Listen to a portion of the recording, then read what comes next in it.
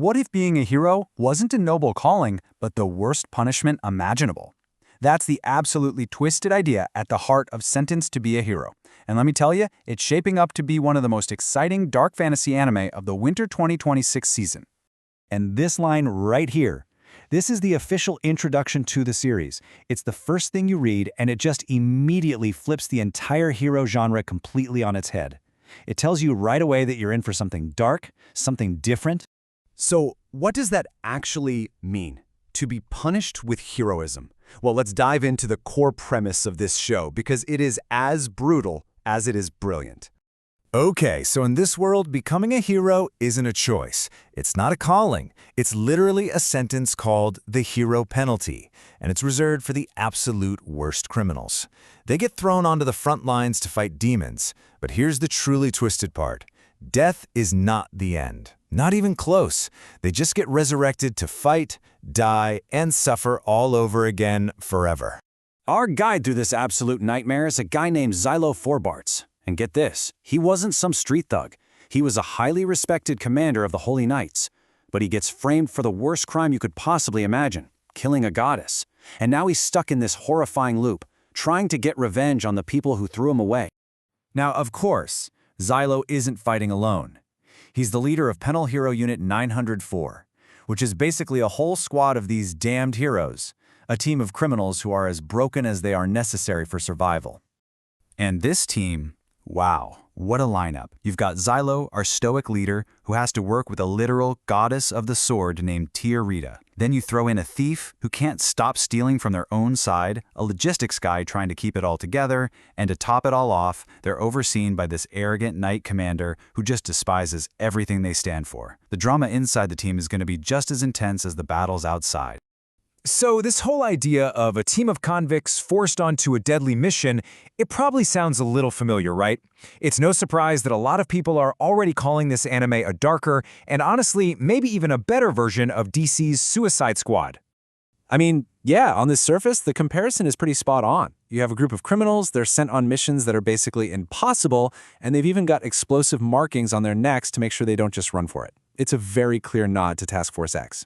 But this is where the series really carves out its own path. See, while Suicide Squad can sometimes feel a bit all over the place with its tone, this show is relentlessly dark and serious. And the stakes? They're on another level. For the Suicide Squad, death is the ultimate punishment. Here, death is just a doorway to more suffering. The whole philosophy shifts from you can find redemption in death to your punishment is to be a hero forever. And to really drive home how messed up this is, a Screen Rant review put it perfectly. The resurrection isn't just hitting a respawn button. It's like, and I love this, turning a chicken nugget back into a chicken, but only after it died and saw unspeakable horrors scrambling its brain. It's pure psychological trauma, over and over, which takes the story to a place the Suicide Squad has rarely ever gone. Okay, so a killer premise is one thing, but can they actually pull it off? Well, let me tell you, this series is already getting a ton of praise, and it's backed by some serious creative firepower. You know, even before this anime was a thing, the original light novel was a massive critical hit. It snagged third place in the Kono Light Novel ga Sugoi guidebook for 2023. And for those who don't know, that's basically the definitive best of the best list for light novels in Japan. That's a huge deal. And the anime adaptation itself, it's in incredible hands. We're talking about director Hiroyuki Takashima. Just look at this resume. This is the person who's had a hand in Mushoku Tensei, the incredible first season of One Punch Man, Chainsaw Man, the list just goes on. That is an A-list pedigree right there. And you can absolutely see that talent on the screen. Early reviews are just raving about the visuals. They're talking about how the characters move with real weight and impact. The monster designs are genuinely surreal and creepy, and the action sequences are just spectacular, loaded with effects that make every single hit feel brutal. So we've got a killer premise, top-tier production. What does this all mean for your watch list? Well, here's exactly why this needs to be your next binge watch. All right, mark your calendars. The first episode is set to drop on January 3rd, 2026. New episodes are going to be coming out weekly on Crunchyroll, and here's the best part for dub fans. They're doing same-day English dubs, so you can jump in immediately, no waiting required. So when you boil it all down, Sentenced to be Hero is way more than just a cool title. It's a genuinely dark, mature story that completely deconstructs what it means to be a hero. It takes a concept we all know and makes it smarter. And it's all wrapped up in incredible animation, telling this gripping story of one man's revenge.